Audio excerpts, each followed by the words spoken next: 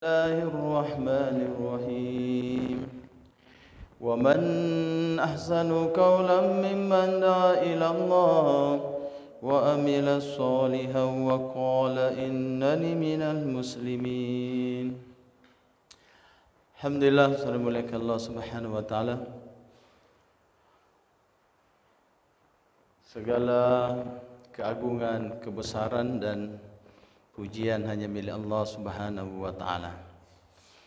Tidak ada yang pantas kita agungkan, kita besarkan, kita puji di dalam kehidupan kita ini, hanya Allah subhanahu wa ta'ala. Karena Allah subhanahu wa ta'ala yang telah menciptakan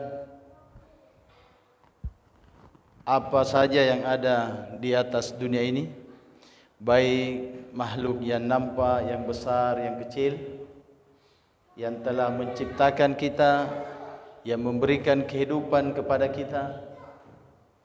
Dialah Allah subhanahu wa ta'ala yang telah mengatur dan memberikan rezeki kepada seluruh makhluknya. Intinya segala kehidupan makhluk ini itu ada di atas dunia ini itu karena diadakan oleh Allah, hidup karena dihidupkan oleh Allah, makan karena diberi makan oleh Allah, ada rezekinya karena diberi rezeki oleh Allah subhanahu wa ta'ala. Maka saudara muliakan Allah subhanahu wa ta'ala, maka tidak ada yang pantas kita agungkan, kita besarkan, kita puji di dalam kehidupan kita ini, hanya Allah subhanahu wa ta'ala. Maka saudara muliakan Allah ta'ala, ini adalah perkara yang penting yang seharusnya kita ulang-ulang.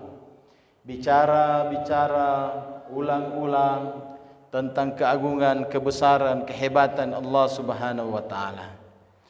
Hari ini manusia, hamba Allah, kadang lupa bahwa kehidupannya dikuasai, diatur, dipelihara oleh Allah. Karena kenapa saudara muliakan Allah ta'ala? Terbiasa melihat kebesaran makhluk. Kebesaran makhluk yang ada di hadapan kita hari ini. Kebesaran bangunan-bangunan, kebesaran tokoh-tokoh manusia, sehingga hari-hari yang kita bicara kebesaran makhluk. Sehingga yang ada di dalam hati-hati kita ini adalah kebesaran makhluk, kebesaran dunia.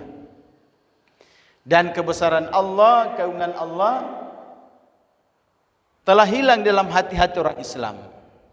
Ini penyakit yang membahayakan. Penyakit yang membahayakan. Sehingga dikatakan saudara muliakan Allah ta'ala, bahwa apabila umatku, kata Nabi, sudah mengagungkan dunia, maka hilanglah kehebatan Islam dalam dirinya. Kenapa Islam hilang dalam dirinya? Keagungan Allah hilang?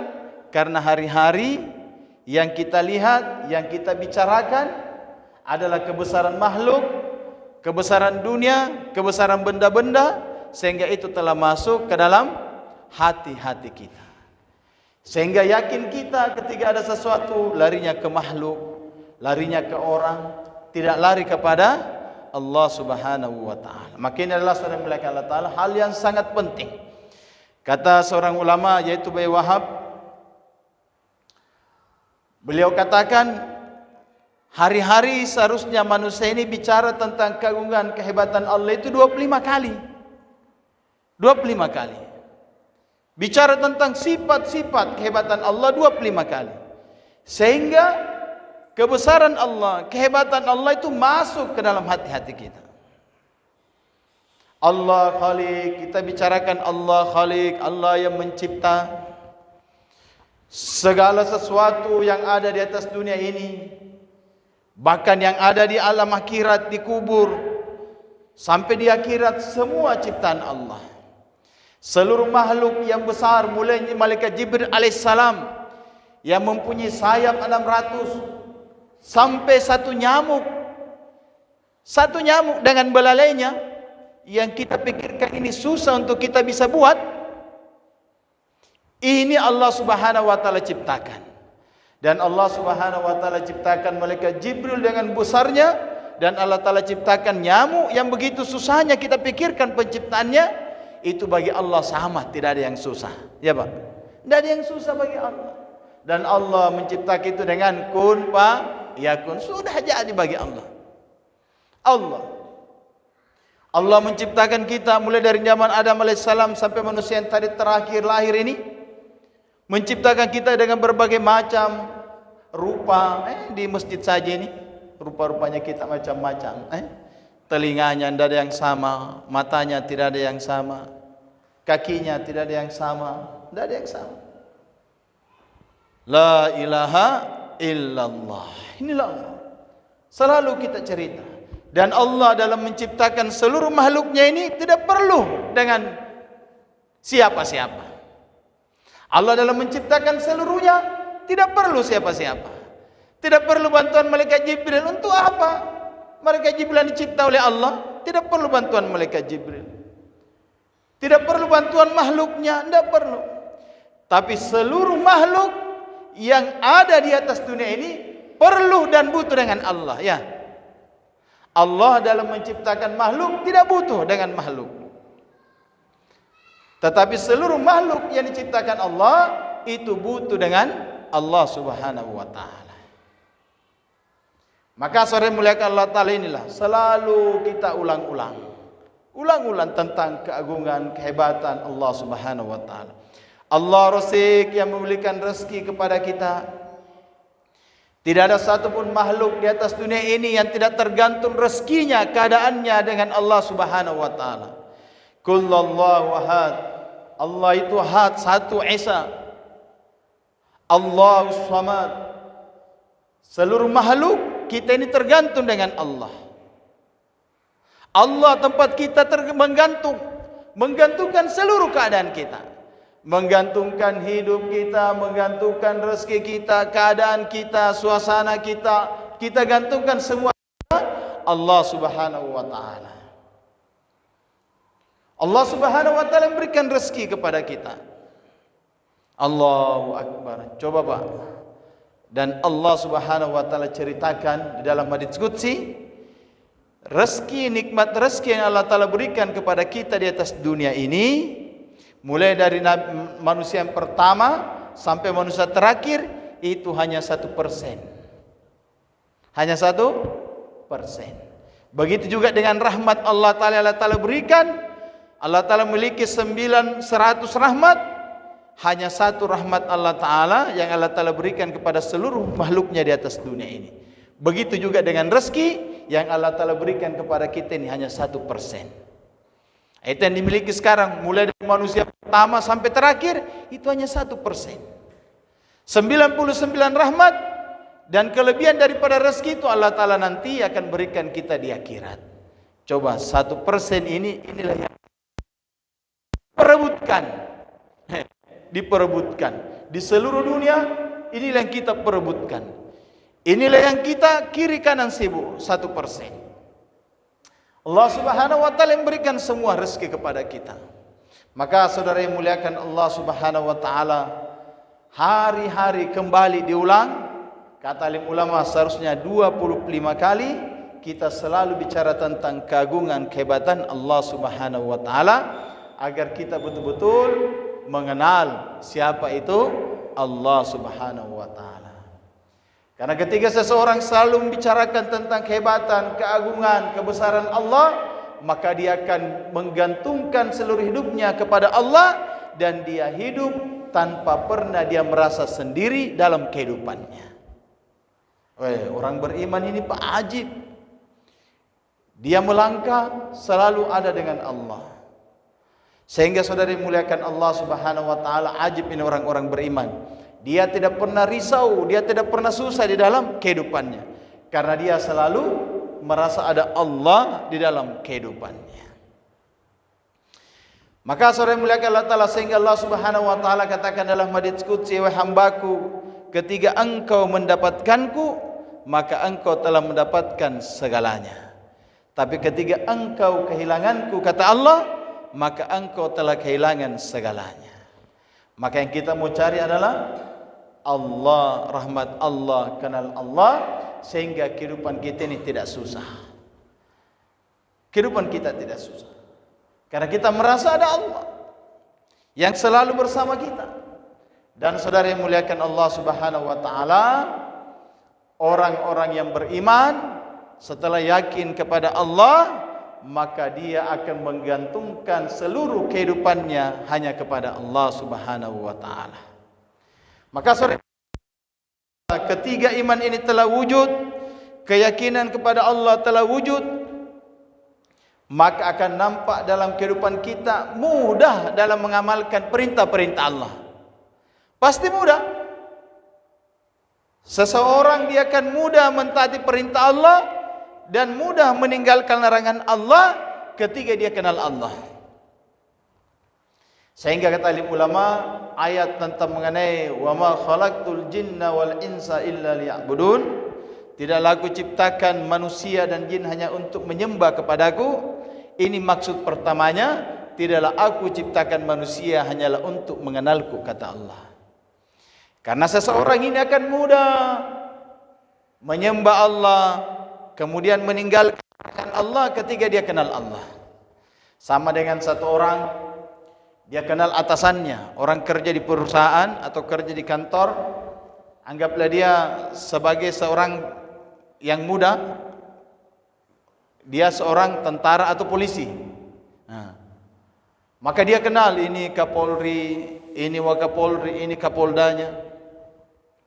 Maka setiap perintahnya harus dijalankan, karena dia pimpinan saya, seperti itu. Maka kalau ada perintahnya jalankan, ada larangannya tinggalkan. Kalau dia memanggil, segera datang.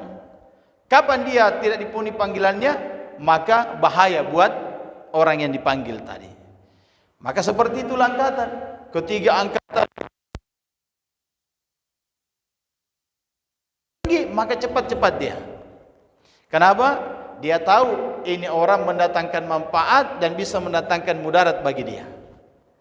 Sehingga kalau dia dipanggil misalnya dengan pejabat yang tinggi Kapolri, Kapolri itu cepat. Dia tahu ini bisa kalau tidak dipenuhi, maka akan mendatangkan mudarat bagi saya. Bisa-bisa saya bermasalah. Apalagi yang dibawa-bawa, maka seperti itu jenjangnya. Kenapa? Karena mengenal orang yang memberikan perintah, bahwa orang ini bisa mendatangkan manfaat dan mudarat bagi dia. Maka seorang hamba seharusnya lebih mengenal lagi Allah Subhanahu wa taala daripada bawahan mengenal atasannya tadi. Seharusnya kita ini lebih mengenal Allah, bahwa Allah yang memberikan segalanya, yang memberikan kehidupan, yang memberikan mata, memberikan tangan untuk bekerja, memberikan mata untuk melihat anak-anak kita dan lain-lain, memberikan mulut, lidah untuk merasakan nikmat-nikmat Allah Subhanahu wa taala. Sehingga ketika kita kenal seperti ini, bahwa Allah segala-galanya memberikan, maka ketika ada panggilan Allah, ada perintah Allah, ada larangan Allah, seorang hamba akan mudah melaksanakan perintah-perintah Allah Subhanahu wa taala. Maka saudara yang muliakan Allah Subhanahu wa taala, akan wujud ketaatan dalam diri kita bila kita kenal Allah. Dan ketaatan yang paling pertama yang akan wujud dalam kehidupan kita, yang sangat diinginkan oleh baginda Nabi sallallahu alaihi wasallam dalam kehidupan kita ini adalah setelah iman, yaitu bagaimana kita menjaga amal ibadah, yaitu terutama solat berjamaah. Karena perintah Allah itu hanya dua. Dalam Al-Quran itu Allah Ta'ala merintahkan dua, laksanakan perintah dan tinggalkan larangan. Perintah adalah ibadah. Perintah Allah Ta'ala adalah ibadah. Itu tadi, tidak aku ciptakan jin dan manusia adalah untuk menyembah kepadaku. Ini perintah Allah, ibadah. Dan ibadah yang paling tertinggi setelah iman, yang paling pertama disyariatkan kepada umat ini adalah perintah solat. Adalah perintah solat. Sehingga solat adalah pembuktian iman seseorang kepada Allah Subhanahu wa taala. Innama ya'muru masajidallah man amana billahi wa bil yaumil akhir. Allah Ta'ala berfirman bahwa sesungguhnya orang-orang yang memakmurkan masjid-masjidku, memakmurkan masjid-masjidku, mereka adalah orang-orang yang yakin kepadaku dan yakin dengan kampung akhirat. Nah, coba lihat. Maka yang pertama indikasi seseorang itu iman kepada Allah Subhanahu wa taala yaitu senantiasa menjaga salatnya secara berjamaah. Menjaga salatnya secara berjamaah. Salat yang bagaimana? Itu tadi, salat di masjid. Karena dikasih iman yang pertama adalah menjaga salat berjamaah di masjid. Senantiasa memakmurkan masjid-masjid Allah taala dengan ibadah-ibadah terutama salat berjamaah. Salat berjamaah. Karena salat ini ukuran iman seseorang di dunia dan ukuran seseorang nanti yang pertama kali akan dihisab nanti amalnya yang pertama adalah salat. Kalau salatnya bagus, maka baguslah seluruh amalannya. Seluruh amalan yang lain. Sehingga diibaratkan salat dalam kehidupan manusia ini seperti kepala pada badan. Kepala pada badan. Kalau tidak ada kakinya, tidak ada tangannya, itu masih bisa hidup. Tapi kalau tidak ada kepalanya, maka diibaratkan seperti orang yang telah mati. Orang yang menjaga salatnya diibaratkan orang yang hidup ada hubungan dengan Allah Subhanahu wa taala. Setiap salat dia berhubungan dengan Allah. Karena salat adalah mihrabnya orang-orang yang beriman. Tempat pertemuannya orang-orang beriman dengan Allah Subhanahu wa taala. Dan orang yang meninggalkan salat ibaratnya dia telah putus hubungan dengan Allah Subhanahu wa taala.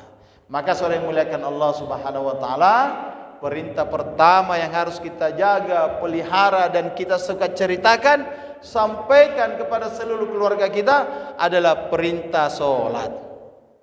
Perintah salat. Dan beritahu keluarga kita, anak-anak kita bahwa wajib bagi mereka salat ketika mereka telah balik. Wajib bagi mereka salat ketika mereka telah balik. Banyaknya hari ini kemaksiatan yang dilakukan oleh anak-anak kita sampai dewasa itu karena anak-anak kita dari kecil telah meninggalkan salat. Dan orang tuanya tidak memperhatikan tentang perintah salat kepada anak-anaknya bahwa sebagai kewajiban. Sehingga Rasulullah sallallahu alaihi wasallam sampaikan, ajarkan kepada kita, ketika anak kita usianya 9 tahun, maka perintahkan dia salat. 7 sampai 8 9 tahun itu perintahkan dia salat mulai 7 tahun. Masa anak-anak kita 7 tahun dikasih sekolah tapi tidak diajarkan salat, bagaimana caranya? Bahkan perintah yang ada sama Nabi 7 tahun perintahkan mereka salat. 10 tahun dia tidak salat, apa perintah Nabi? Cambuk dia. Ini yang kita tidak buat. Karena kita tidak menjalankan sunnah ini, maka anak-anak kita menjadi tidak terarah kehidupannya dan dia lebih dekat kepada perbuatan maksiat, jauh dari kebaikan karena tidak mendidik dia dalam salat. Kapan anak-anak kita bisa baik kehidupannya? Ketika kita arahkan dia dengan salat. Karena Allah Subhanahu wa taala sendiri berjanji dalam salat bahwa salat itu akan mencegah seseorang dari perbuatan keji dan mungkar. Maka untuk menghilangkan kemungkaran daripada umat ini, terutama anak-anak kita yang hari ini kita lihat anak-anak ini di mana-mana, Pak, Allahu Akbar. Membuat di mana-mana kemaksiatan anak-anak. Anak-anak yang sudah berumur yang balik. Tingkat kenakalan remaja sangat tinggi. Kenapa sangat tinggi? Mereka telah jauh dari salat. Ketika 7 tahun tidak diperintahkan salat, dibiarkan, 10 tahun tidak dicambuk, maka mereka terus tidak salat, maka hidupnya hancur penuh dengan kemaksiatan. Di mana-mana hari ini anak-anak kita banyak kita lihat mereka telah jauh dari agama, terutama dari salat, sehingga di mana-mana buat masalah. Ya, Pak. Ini problem umat. Katanya masalah anak-anak di bawah umur sekarang ini banyak sekali masalah. Kenapa? Karena mereka jauh daripada salat. Maka ini kita ingatkan diri kita masing-masing, perhatikan salat anak-anak kita. Yang pertama perhatikan salat kita, perhatikan salat keluarga kita, terutama perhatikan solat anak-anak kita semua. Karena ketika solat anak-anak kita tidak perhatikan, pasti mereka akan maksiat. Pasti mereka akan jauh dari Allah. Pasti mereka akan mudah melakukan kemungkaran. Maka solusinya, arahkan, pelihara mereka, wajibkan mereka untuk menjaga solat berjamaah. Maka saudara dimuliakan Allah Subhanahu wa taala, solat berjamaah. Saudara dimuliakan Allah Subhanahu wa taala, solat berjamaah ini sangat penting di dalam kehidupan umat ini. Karena dalam solat berjamaah begitu banyak kebaikan yang Allah Subhanahu wa taala berikan kepada umat ini. Cara menyatukan hati orang-orang satu kampung setiap waktu 5 kali sehari adalah dengan solat berjamaah di masjid, jumpa di masjid. Kita lihat hari ini orang yang tidak jumpa di masjid, tidak sama-sama berjamaah, maka hatinya itu berjauhan. Tetapi orang yang selalu berjamaah sama-sama di masjid, selalu jumpa 5 kali dalam sehari, maka hatinya itu akan saling menyatu. Kenapa saudara dimuliakan Allah Ta'ala? Karena ketika dalam solat akan wujud daripada persatuan daripada umat ini. Maka saudara dimuliakan Allah Subhanahu wa taala, penting sekali kita bicarakan tentang solat ini. Kemudian saudara dimuliakan Allah Subhanahu wa taala, apabila solat telah wujud dalam kehidupan kita dan bagaimana solat kita ini menjadi betul, maka kewajiban kita berikutnya adalah menuntut ilmu. Wajib bagi setiap orang Islam untuk dia belajar dan menuntut ilmu agamanya. Wajib. Maka saudara dimuliakan Allah Subhanahu wa taala, maka bagaimana kita menuntut ilmu? Memperbaiki daripada amalan-amalan kita dengan cara menuntut ilmu. Karena amalan disertai dengan ilmu, jadi ini amal pendorongnya adalah ilmu. Cahayanya adalah ilmu. Untuk mengarahkan amal ini sampai kepada keinginan, sampai kepada Allah sesuai dengan sunnah baginda Nabi sallallahu alaihi wasallam, disitulah kita perlu ilmu. Maka saudara muliakan Allah Subhanahu wa taala, penting sekali kita dekat dengan alim-alim ulama yang ada di sekitar kita. Kita datang belajar tentang ilmu Al-Qur'an, belajar tentang ilmu fikih, baik hadis maupun Al-Qur'an. Kemudian belajar tentang pengolahan hati, ilmu tasawuf dan ilmu-ilmu zikir. Ini penting sekali.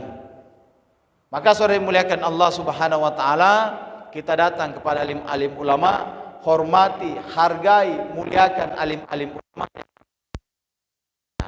Ustaz-ustaz yang ada di masjid, kita hormati walaupun mereka masih muda-muda. Bagaimana caranya? Waktu sholat tidak ada ustaz, tunjuk. Coba kalau ada ustadznya, maka kita akan enak berjamaah. Apalagi kalau ustadznya itu subhanallah suaranya kita berjamaahnya. Tapi coba kalau tidak ada, pusing jamaah. Maka pentingnya menghormati, memuliakan ustadz-ustadz. Muliakan, hormati, terutama memuliakan mereka. Barang siapa yang memuliakan ulama, memandang saja wajah ulama, maka nanti keturunannya Allah Subhanahu wa taala akan jadikan juga sebagai orang-orang alim. Nah, coba lihat. Kalau ada ustadz ulama, hormati. Guru-guru hormati. Supaya nanti anak-anak kita juga Allah taala jadikan orang-orang mulia, orang-orang alim. Maka saudara dimuliakan Allah Subhanahu wa taala, kemudian kita senantiasa membuat hubungan rohani kita dengan Allah Ta'ala dengan menjaga zikir-zikir kita. Doa-doa, zikir-zikir begitu banyak diajarkan oleh baginda Nabi sallallahu alaihi wasallam untuk bagaimana menjaga, memelihara diri kita agar senantiasa hati kita ini ada hubungan dengan Allah Subhanahu wa taala dengan memperbanyak zikrullah. Karena ibadah-ibadah yang lain ada waktunya, salat itu ada waktunya. Sehingga ketika bukan waktu solat, ada solat sunnah. Tapi sampai kapan kita bisa solat sunnah? Baca Al-Quran seperti itu juga. Sampai kapan kita bisa baca Al-Quran? Tetapi ada satu amal, di mana saja kita berada, dalam keadaan apa saja, amalan ini bisa kita amalkan, Amalan ini bisa kita amalkan dalam kondisi keadaan apa saja, berjalan, duduk, berbaring. Amalan ini terus bisa kita amalkan, yaitu amalan zikrullah. Jangan sampai hati kita lepas dari zikrullah, mengingat Allah Subhanahu wa taala. Jangan sampai hati kita lalai dari ingat Allah. Karena saudara muliakan Allah Subhanahu wa taala, dalam riwayat diceritakan ahli surga saja itu menyesal setelah masuk surga. Coba lihat. Ahli surga itu menyesal ketika sudah masuk ke dalam surga. Kenapa? Karena ternyata dalam surga perbedaan ucapan subhanallah, perbedaan satu ucapan alhamdulillah, perbedaan ucapan la ilaha illallah, itu sudah membedakan tingkatan surga seseorang. Jadi ulama katakan ada 8 pintu surga. Di setiap surga itu ada 100 tingkatannya. Ada 100 tingkatan di setiap pintu surga itu. Maka saudara yang muliakan Allah Ta'ala, dari tingkatan-tingkatan itu berbeda-beda tempatnya orang. Salah satu amalnya adalah karena zikirnya tadi. Sehingga perbedaan satu ucapan subhanallah, itu orang sudah ada di surga yang lebih tinggi lagi. Maka bagaimana kita ini senantiasa selalu membiasakan lidah kita, hati kita senantiasa mengingat Allah Subhanahu wa taala. Karena dikatakan bahwa barang siapa yang lidahnya senantiasa bergerak-gerak berzikir kepada Allah Subhanahu wa taala, maka selama lidahnya bergerak-gerak, maka selama itu Allah Subhanahu wa taala akan senantiasa mengingat dia. Kenapa? Karena dia senantiasa mengingat Allah Subhanahu wa taala. Dan zikir-zikir yang kita buat ini, subhanallah, alhamdulillah, la ilaha illallah akbar, bersalawat kepada Rasulullah sallallahu alaihi wasallam, subhanallah bihamdihi, subhanallah azim wa bihamdihi, dan lain-lainnya yang kita ucapkan, ini adalah bahan baku bangunan kita untuk menghiasi, membangun surga kita, membangun istana-istana kita di surganya Allah Subhanahu wa taala. Dalam satu riwayat diceritakan, ketika baginda Nabi sallallahu alaihi wasallam diperjalankan di surga, Nabi sallallahu alaihi wasallam telah melihat sekumpulan malaikat itu telah bekerja. Bekerja seperti tukang ini, bangun perumahan. Bangun perumahan sampai bermegah-megahan, sampai megah. Kemudian Nabi berjalan melihat lagi ada sekumpulan malaikat itu dengan bangunan yang setengah jadi berhenti bekerja. Berhenti bekerja. Maka Nabi sallallahu alaihi wasallam bertanya kepada Jibril alaihissalam, "Wahai Jibril, apa gerangan ini?" Maka Jibril jelaskan, ini yang malaikat terus bekerja. Orang yang memiliki surga, orang yang memiliki istana ini, dia senantiasa mengingat kepada Allah Subhanahu wa taala sehingga bahan bakunya terus dikirim ke surga. Seperti orang Pak kalau membangun itu cepat bangunannya jadi. Kalau ada semennya, kalau ada batu kalinya, kalau ada cipinnya, kalau ada bahan bangunannya, tukang akan cepat menyelesaikannya. Tapi kalau tidak ada bahannya, apa yang mau dikerja tukang? Maka dikatakan oleh Jibril, yang satu ini yang malaikatnya ada tetapi dia nongkrong tidak bekerja, itu karena orang yang dibangunkan sekarang ini dia telah berhenti mengingat Allah Subhanahu wa taala sehingga bahan bakunya tidak terkirim. Allahu akbar. Jadi semakin banyak sehingga ketika Rasulullah sallallahu alaihi wasallam berjumpa dengan baginda Nabi sallallahu alaihi wasallam ketika dimi'rajkan langit yang ke-8, maka Nabi Adam alaihissalam sampaikan bahwa, wahai Muhammad, sampaikan kepada umatmu, sesungguhnya surga itu tanahnya luas, tetapi masih kosong. Dan tanamannya adalah zikrullah. Tanamannya adalah zikrullah. Semakin banyak kita berzikir, membuat amal, berzikir kepada Allah Subhanahu wa taala, maka semakin kita telah membangun istana-istana kita di surganya Allah Subhanahu wa taala. Jangan sampai kita lepas dari mengingat Allah Subhanahu wa taala. Pelajari banyak doa-doa yang diajarkan. Rasulullah sallallahu alaihi wasallam bersabda, barang siapa yang baca doa Bismillahilladzi la yadurru ma'asmihi fil ardi wala fis samai was-sami'un alim 3 kali. Kemudian ditambah lagi 3 kali, a'udzu bikalimatillahi tammati min syarri ma khalaq. Maka tidak sampai 3 kali, maka tidak akan ada yang bisa memberikan mudarat bahaya kepada dia sampai dibaca 3 pagi hari sampai datangnya sore hari. Bahkan dijelaskan dalam hadis tersebut, siapa yang membaca doa ini ketika dia dalam perjalanan, dia singgah di suatu tempat, misalnya dia singgah makan di situ atau mau buang air kecil di tempat yang sangat sunyi, dia baca doa tadi ini, maka seluruh makhluk-makhluk yang mendatangkan bahaya di tempat itu akan pergi meninggalkan tempat tersebut. Allahu Akbar. Ini pentingnya kita senantiasa membekali diri kita dengan doa-doa yang diajarkan oleh baginda Nabi sallallahu alaihi wasallam. Maka saudara muliakan Allah Subhanahu wa taala, kemudian yang perlu kita juga tingkatkan dan perhatikan dalam kehidupan kita ini setelah kita beramal, betul-betul bagaimana kita menjaga keikhlasan dalam setiap amalan kita. Karena ikhlas ini adalah iman. Apa itu iman? Kata Nabi adalah ikhlas. Apa itu ikhlas? Adalah iman. Puncak daripada amal kita adalah keikhlasan kita. Apabila amal kita ini betul-betul kita lakukan semata-mata hanya untuk mencari keridhaan Allah Subhanahu wa taala, amalan yang sedikit dilandasi dengan keikhlasan semata-mata hanya mencari keridhaan Allah, maka ini sudah cukup bagi kita untuk masukkan kita ke dalam surga.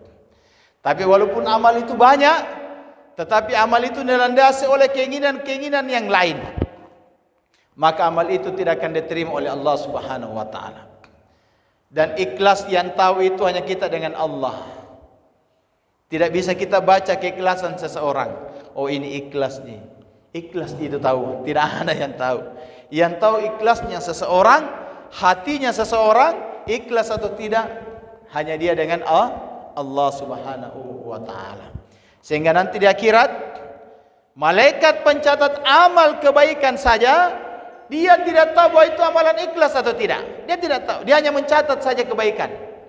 Sehingga ketika kebaikan itu disodorkan di depan Allah, maka Allah Ta'ala katakan kepada malaikat pencatat amal kebaikan, wahai malaikat, lemparkan itu. Apa itu? Dia katakan, ya Allah, ini adalah amal catatan kebaikan si fulan, yang di dalamnya seluruhnya adalah kebaikan. Maka Allah Subhanahu wa taala Maha tahu betul itu adalah kebaikan. Tetapi wahai malaikatku, amalan kebaikan yang kau catat sebagai kebaikan itu dilakukan bukan semata-mata untuk mencari keridhaanku, itu dilakukan untuk mencari yang lain, maka lemparkan, aku tidak terima amal yang tidak mencari keridhaanku. Allahu Akbar. Maka kontrol amal kita, niat kita dalam amal semata-mata mencari keridhaan Allah Subhanahu wa taala. Orang ikhlas itu seperti orang naik tangga, ikhlas terus diuji terus daripada keadaan-keadaan kita. Maka bagaimana betul-betul kita kontrol, terus kontrol daripada amal-amal kita dengan mengontrolnya dengan keikhlasan kita. Semata-mata mencari keridhaan Allah Subhanahu wa taala. Maka saudara dimuliakan Allah Subhanahu wa taala, setelah seluruh amal ini kita buat, maka Allah Subhanahu wa taala juga perintahkan kepada kita selain ibadah, memperbaiki amal kita, menjaga keikhlasan kita. Allah Subhanahu wa taala juga menciptakan kita ini sebagai makhluk sosial. Bukan makhluk sendiri-sendiri atau impirodi, bukan. Tetapi sebagai makhluk sosial yang punya keluarga, yang punya anak, yang punya tetangga, yang punya sahabat, yang punya teman. Dan bukti kebaikan seseorang itu selain ibadahnya adalah hubungannya kepada sesama manusia. Hubungannya kepada sesama manusia. Sehingga dikatakan dalam hadis, tidak sempurna iman seseorang ketika dia tidak mencintai saudaranya sebagaimana dia mencintai dirinya sendiri. Sehingga dikatakan dalam satu hadis bahwa apabila satu malam satu kampung itu kenyang semua, kemudian ada satu orang di kampung itu dalam keadaan dia lapar, dalam keadaan dia lapar, hidupnya miskin, kita tahu dia susah cari makan, sampai itu orang kelaparan, maka seluruh orang yang ada di kampung itu berdosa karena orang tersebut dalam kelaparan. Ini masalah dunia. Maka kebaikan yang terbaik seseorang dengan saudaranya itu bukan masalah dunia. Itu baik memberikan makan, memberikan minum, memberikan pakaian. Tetapi kebaikan seseorang manusia dengan manusia yang lain, ketiga manusia yang lain ini memikirkan keadaan akhirat saudaranya. Memikirkan keadaan akhirat saudaranya. Bukan hanya memikirkan keadaan dunia saudaranya, bagaimana makannya, minumnya, bagaimana pakaiannya, tetapi juga memikirkan bagaimana nanti dia ketika dia kembali kepada Allah Subhanahu wa taala, apakah selamat atau tidak. Banyak sekali di antara sahabat teman kita, kita lihat kehidupannya jauh dari agama. Belum lagi sholat. Ada teman tidak makan, ada teman kebakaran, ada teman kita lihat dia sakit, maka kita dengan cepat hati nurani kita berbicara, kumpulkan dana, kumpulkan ini dari teman-teman WA kita, dari sahabat-sahabat kita, bagaimana diberikan makan, bagaimana diberikan rumahnya bisa dibangun, bagaimana supaya bisa diongkosi rumah sakitnya. Itu adalah kebaikan dari segi dunia. Tapi yang kita mau tingkatkan adalah kebaikan dari segi akhirat. Berapa banyak teman kita, sahabat kita, teman main kita, teman ngopi kita, teman WA kita, kita tahu dia masih jauh dari agama, tidak sholat, kemudian dia bahkan dalam kehidupannya dia masih maksiat. Tapi berapa banyak di antara kita memikirkan bagaimana dia juga bisa selamat, sebagaimana kita memikirkan bagaimana orang bisa makan, bisa minum, bisa terobati daripada biaya-biaya rumah sakitnya, bisa membangun rumahnya. Maka saudara yang muliakan Allah Ta'ala, kata alim ulama, kebaikan seorang manusia hamba kepada hamba yang lain apabila hamba yang satu memikirkan akhirat hamba yang lain, memikirkan akhirat teman-temannya, memikirkan keadaan akhirat teman-temannya.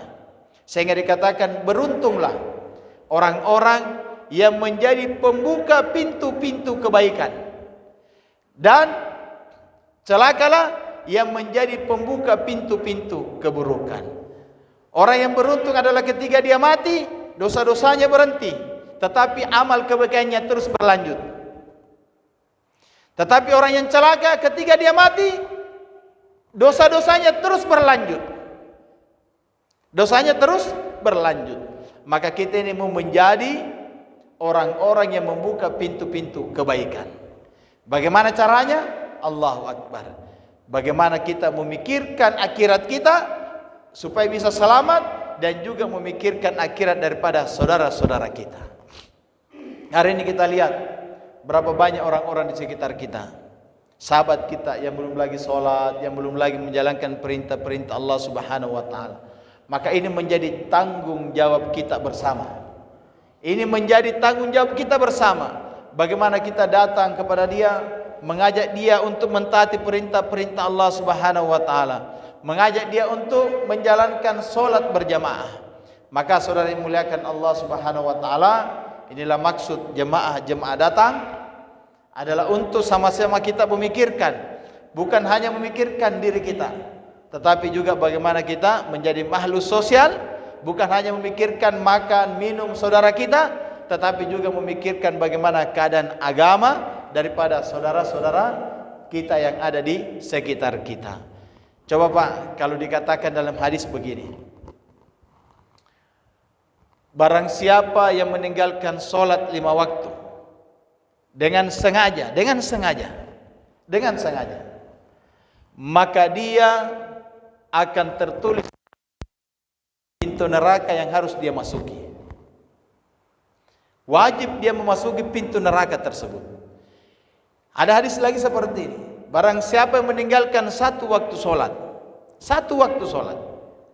dengan sengaja, maka dia akan disiksa di neraka selama 1 Uhud.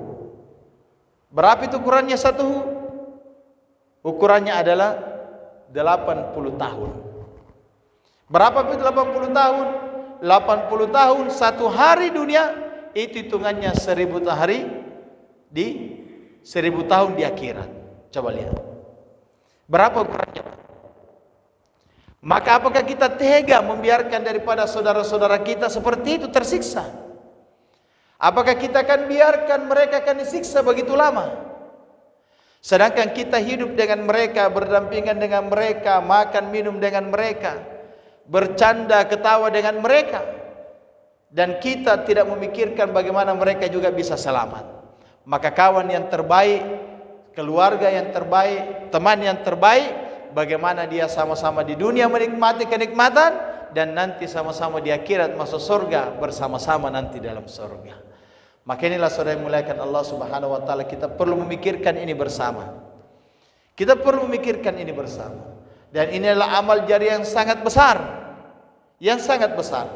Satu orang yang kita ajak kepada Allah Subhanahu wa taala, kemudian dia mengamalkan perintah-perintah Allah Subhanahu wa taala. Walaupun kita sudah mati, dengan amal-amal yang terus dia buat, walaupun kita mati, maka amalnya akan terus mengalir kepada orang yang mengajaknya. Barang siapa yang mengajak kepada satu kebaikan, maka dia akan mendapatkan pahala yang sama seperti mana orang yang mengamalkan kebaikan tersebut tanpa mengurangi kebaikan orang yang mengamalkannya. Begitu juga barang siapa yang mengajak kepada satu dosa, keburukan, kemaksiatan, maka dia akan mendapatkan dosa yang sama sebagaimana orang yang melakukan kemaksiatan tanpa mengurangi kemaksiatan, dosa kemaksiatan orang yang mengamalkannya. Maka saudara muliakan Allah Ta'ala, bagaimana kita menjadi apa? Pencetus, pergerak kebaikan, dengan cara senantiasa membicarakan, mendakwakan kebaikan, terutama mendakwakan solat, pentingnya solat, solat berjamaah kepada orang-orang yang ada di sekitar kita. Dan saudara muliakan Allah Subhanahu wa taala, itulah kita datang buat jemaah seperti ini 3 hari bersilaturahmi dengan orang-orang saudara-saudara muslim yang ada di kampung ini, dalam rangka untuk saling kita mengingatkan, saling mengedukasi, saling menggembirakan untuk bagaimana kita jaga ketaatan kita kepada Allah Subhanahu wa taala, jaga perintah-perintah Allah Subhanahu wa taala, dan kita harapkan kerja ini dikerjakan oleh setiap orang Islam yang mengaku sebagai orang Islam. Dia punya tugas, dia punya kewajiban menyembah Allah, menjaga solat berjamaah, menuntut ilmu, senantiasa memperbaiki niatnya kepada Allah, dan dia punya tugas untuk menyebarkan ini agama kepada orang-orang yang ada di sekitarnya. Maka itulah saudara muliakan Allah Ta'ala, kami juga mengajak bapak-bapak yang di tempat ini untuk sama-sama belajar-belajar. Belajar-belajar apa? Menyampaikan agama, mendakwakan agama, sehingga kita ini di mana saja, jumpa dengan siapa saja, mudah kita untuk menyampaikan dan mengajak orang kepada kebaikan. Insyaallah Badi, mudah Allah Subhanahu wa taala memberikan kita kemudahan untuk senantiasa taat, dekat kepada Allah, dan juga senantiasa untuk menjadi penggerak kebaikan, dakwah kebaikan di mana saja kita berada. Subhanallah wa bihamdihi, subhanallah sallallahu ilaha illa anta astaghfiruka ilaik. Assalamualaikum warahmatullahi wabarakatuh.